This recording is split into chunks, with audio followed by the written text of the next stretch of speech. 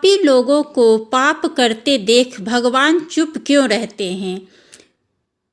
अक्सर हमने लोगों को कहते सुना है कि यह आदमी बड़ा अच्छा था, फिर भी भगवान ने इसके साथ बहुत ही बुरा किया। आखिर ऐसा क्यों और कैसे होता है?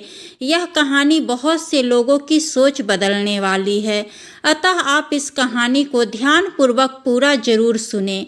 जय श्री कृष्ण दोस्तों, आप सभी का स्वागत है।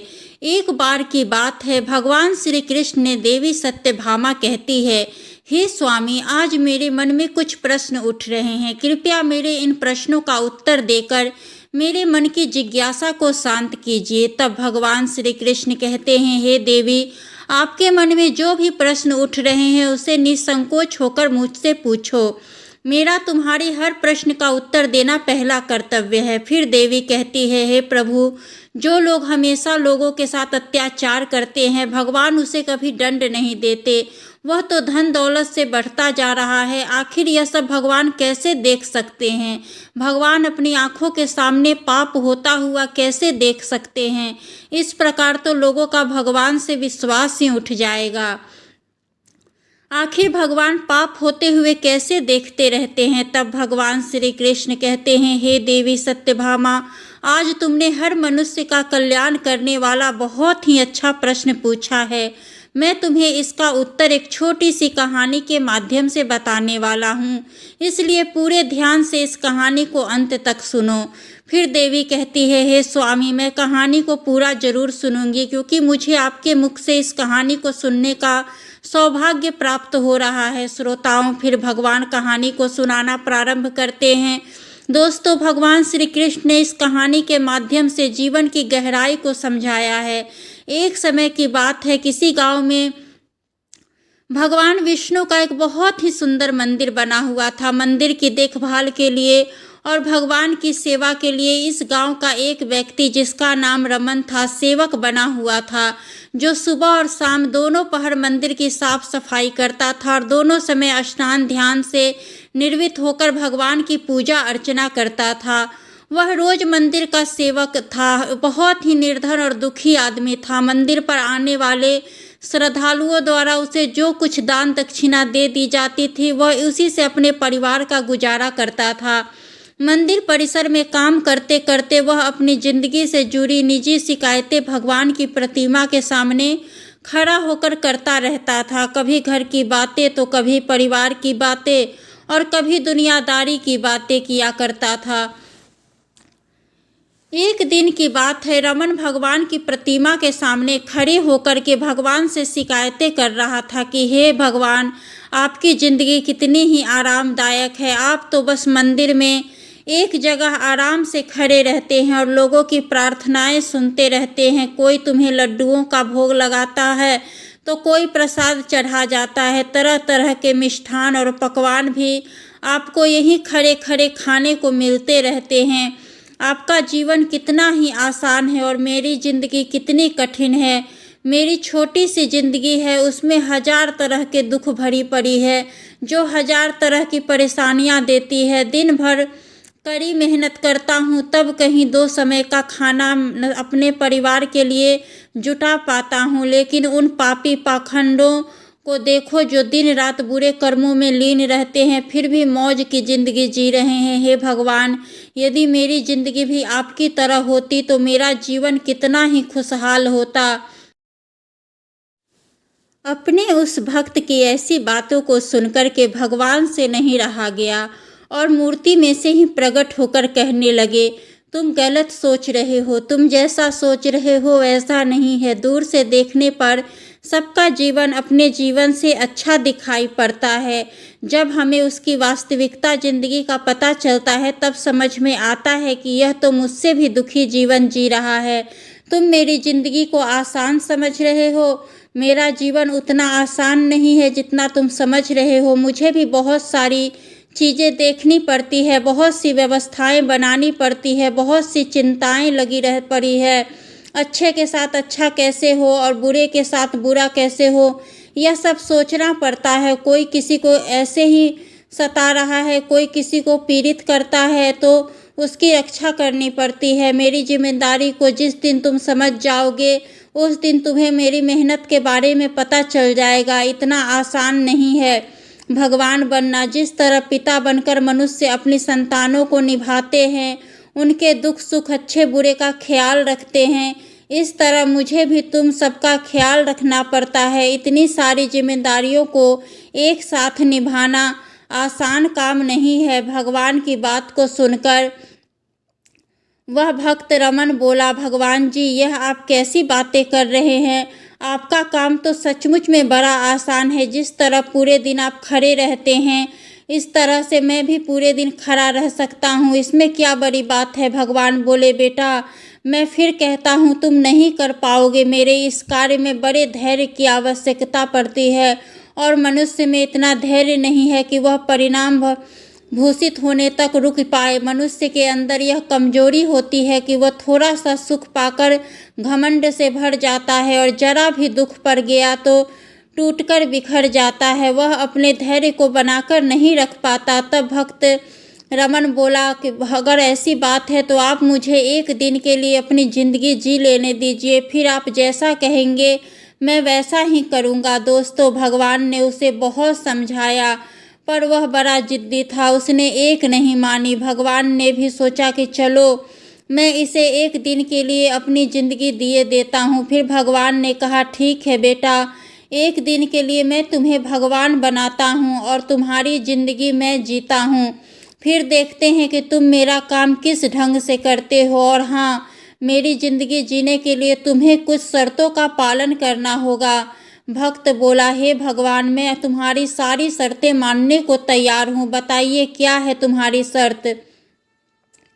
भगवान बोले, बेटा सुनो, मंदिर में रोजाना बहुत से लोग आएंगे जाएंगे, जिसमें अच्छे भी लोग होंगे और बुरे भी, क्योंकि भगवान पे तो सबका अधिकार होता है। भगवान बोले, बेटा, जब तुम भगवान बनकर मेरे स्थान पर खड़े हो गए तो तुम्हें अच्छा कहने वाले लोग भी आएंगे और बुरा कहने वाले भी आएंगे। तब तुम्हें चुपचाप उनकी बातें सहन करनी है और धैर्य के साथ उनकी बातों को सुनना है और उनके अच्छे बुरे कर्मों को देखना है। तुम्हें अपनी तरफ से कुछ भी नहीं कहना है, चाहे कुछ भी हो जाए। भक्त ने कहा, ठीक है भगवान, मुझे तुम्हारी शर्त मंजूर है। मित्रों, भगवान ने उस भक्त से एक दिन के लिए जिंदगी बदल दी। एक दिन के लिए उसे भगवान बनाकर मूर्ति में विराजमान कर दिया और स्वयं सेवक बनकर मंदिर की सेवा करने लगे। तो उस मंदिर में माथा टेकने के लिए कोई आता और वह भगवान के आगे हाथ जोड़कर प्रार्थना करता कि हे ईश्वर, मैंने करोड़ों रुपए लगाकर एक बहुत बड़ी फैक्ट्री का निर्माण कराया। मुझे आप ऐसा आशीर्वाद दे कि मेरी फैक्ट्री अच्छे से चलती रहे। भगवान बना हुआ वह भक्त चुपचाप खड़ा देखता रहा। तभी उस मंदिर में एक बड़ा ही गरीब आदमी आता है। वह गरीब आदमी भगवान की प्रतिमा के सामने खड़ा होकर कहता है, भगवान, मैं बहुत गरीब आदमी हूँ। इस गरीबी में मैं बड़े दुख का जीवन जी रहा हूँ। परिवार का पेट पालना भी मुश्किल हो रहा है।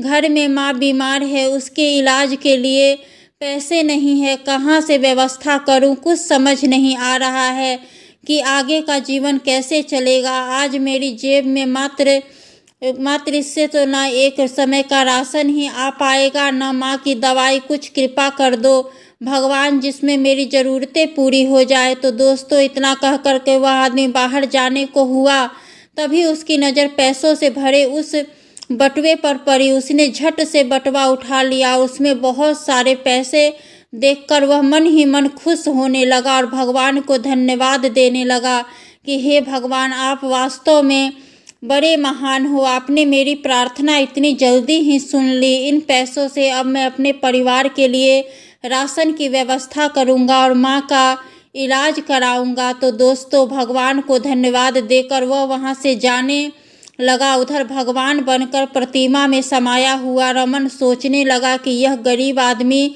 उसे उठा लिए जा रहा है। एक बार को तो उसके मन में आया कि आवाज़ देकर इसे बता दूं कि यह बटुआ उसका नहीं बल्कि सेठ का है, जो वह उसे के लिए जा रहा था। लेकिन तुरंत ही उसे भगवान की वह शर्त याद आ गई कि भगवान ने तो मुझे बोलने के लिए मना किया है। इसीलिए वह चुपचाप मूर्ति बनकर खड़ा रहा। गरीब आदमी के जाने के बाद मंदिर में एक व्यक्ति और आता है। वह तीसरा व्यक्ति एक सैनिक था जो 1 महीने के लिए युद्ध पर जा रहा था। वह मंदिर में भगवान से इतनी प्रार्थना करने आया था कि उसकी यात्रा सुरक्षित रहे। वह 1 महीने के बाद सकुशल अपने घर लौट आए। वह सैनिक प्रार्थना कर ही रहा था कि इतने में वही व्यापारी उस पुलिस वाले के साथ मंदिर में दाखिल होता है जिसका पैसों से भरा बटुआ मंदिर में छूट गया था। पुलिस वालों ने उस सैनिक को गिरफ्तार कर लिया और उसे पकड़कर ले जाने लगे। यह बात भगवान बने भक्त को बिल्कुल भी हजम नहीं हुई, क्योंकि वह सैनिक तो बिल्कुल निर्दोष था। बटुआ तो वह गरीब आदमी लेकर गया था। भगवान बने हुए भक्त को अपने सामने होता हुआ यह अन्याय का काम पसंद नहीं आया और वह भगवान की शर्त को याद करके चुप रहना चाहता था, क्योंकि भगवान ने उसे बोलने के लिए मना किया था। लेकिन वह इस अन्याय को मूर्ति बनकर देखना भी नहीं चाहता था। वह जानता था कि उसके चुप रहने का मतलब है कि एक निर्दोष आदमी को सजा हो जाएगी। तो दोस्तों उससे रुका नहीं गया और फिर वह बोल पड़ा कि तेरा बटुआ इसने नहीं चुराया है। तू इससे पहले जब मंदिर आया था तो एक गरीब आदमी तेरा बटुआ चुरा ले गया था। मैं भगवान हूँ और मैंने सब कुछ देखा है। तो दोस्तों, अब भला पुलिस वाले भगवान की बात क्यों न मानते। उन्होंने तुरंत सैनिकों को छोड़ दिया और उस गरीब आदमी को पकड़ ले गए। उससे सेठ का बटुआ भी छीन लिया। वह बेचारा बड़ा निराश हुआ। इधर जब 1 दिन का समय पूरा हुआ तो भगवान मंदिर में आए। इधर भगवान बने हुए उस भक्त ने पूरे दिन का घटनाक्रम भगवान को सुनाया और बड़े ही गर्व से कहा कि हे भगवान, आज मैंने एक सैनिक के साथ हो रहे अन्याय को होने से रोक लिया। भक्त की बात जब प्रभु ने सुनी तो कहने लगे, भक्त, तुमने न्याय नहीं अन्याय किया है। तुमने उस गरीब आदमी को पकड़वा कर उसके परिवार के मुंह से भोजन करने वाला छीना है, उसकी बीमार माँ का इलाज होने से रोका है। यह तुमने बहुत बड़ा अन्याय कर दिया। वह सेठ बड़ा अधर्मी था। उसने पाप कर्म करके करोड़ों की दौलत जोड़ी है। गरीबों का पेट काट कर उसने उन पैसों को जमा किया है। यदि उसका बटुआ छूट गया था तो क्या हुआ, कम से कम किसी गरीब का कुछ भला हो जाता और उस सेठ के कुछ पाप भी कम हो जाते। तुमने उस सैनिक को बचाकर भी बहुत बड़ा अन्याय किया है। वह सैनिक अपने राजा के साथ युद्ध में जाकर एक कमज़ोर देश का राज्य हड़पने वाला था। जानते हो उस युद्ध में कितने निर्दोष मारे जाएंगे। तुमने उसे बचाकर अन्याय किया है। तब वह भक्त भगवान की बात को सुनकर बड़ा ही पश्चाताप हुआ और वह कहने लगा, हे प्रभु, मैं तो वही देख पा रहा था जो मेरी आंखों के सामने हो रहा था। उसके पीछे की सच्चाई कुछ और होगी, यह मैं नहीं देख पा रहा था। वह कहने लगा, हे प्रभु, दुनिया को सिर्फ आप ही चला सकते हैं, क्योंकि आप जीवन के हर पहलू को अच्छी तरह से देखभाल करके कार्य करते हैं। आप जो करते हैं अच्छा ही करते हैं। गलत तो हम हैं जो जीवन की वास्तविकता को समझ नहीं पाते हैं। उससे पहले ही आप पर दोषारोपण करने लगते हैं। जब हमारे साथ कुछ गलत हो रहा होता है या हमारे हिसाब से कुछ नहीं होता है तो उस समय हम अपना धैर्य खोकर भगवान को गलत कहने लगते हैं, उन्हें दोष देने लगते हैं। हम सब यह समझ नहीं पाते कि हमारे साथ हो रहे गलत कार्य में भी प्रभु की कोई न कोई योजना छुपी हुई होती है, जो आगे चलकर हमारे लिए हितकर साबित हो सकती है। समझदारी है कि हमें गंभीरतापूर्वक कार्य के अगले पिछले परिणाम को सोच लेना चाहिए। यदि आपके साथ आपकी मर्जी के अनुसार कुछ नहीं हो रहा है तो उसने भगवान की मर्जी समझना चाहिए और भगवान जो करता है वह अच्छा ही करता है। पहला कारण तो यह है कि भगवान जब तक आपकी मदद नहीं करेंगे, जब तक आप दुनिया वालों पर आश्रित रहेंगे, जिस दिन आप भगवान पर निर्भर हो जाएंगे वे आपकी मदद के लिए जरूर आएंगे। दुनिया वालों पर और परिवार वालों पर आश्रित होने के कारण भगवान ने द्रौपदी की भी लाज नहीं बचाई थी। जब तक उसे लग रहा था कि मेरे बुजुर्ग भीष्म पितामह द्रोणाचार्य कृपाचार्य विदुर और मेरे 5 शूरवीर पति मुझे अपमानित नहीं होने देंगे, तब तक उसने भगवान को याद नहीं किया और न ही तब तक श्री कृष्ण उनकी मदद के लिए आए। श्री कृष्ण कहते हैं, मैं तो इंतजार कर रहा था कि द्रौपदी कब अपने परिवार वाले को भूलकर मुझे पुकारे और मैं जाकर उसकी लाज बचाऊं, और हुआ भी यही। परिवार की आस छोड़कर द्रौपदी अंत में भगवान को समर्पित हुई और उन्हें आवाज़ लगाई, तो भक्तगण आप भगवान को समर्पित होकर चलेंगे तो आपका भगवान कभी बुरा नहीं होने देंगे। तो प्रिय मित्रों, आपको यह कहानी कैसी लगी कृपया कमेंट करके ज़रूर बताइए। वीडियो पसंद आई हो तो लाइक करें और कमेंट बॉक्स में जय माता दी लिखना ना भूलें, और ऐसी ही कहानियों को सुनने के लिए चैनल को सब्सक्राइब करें। धन्यवाद।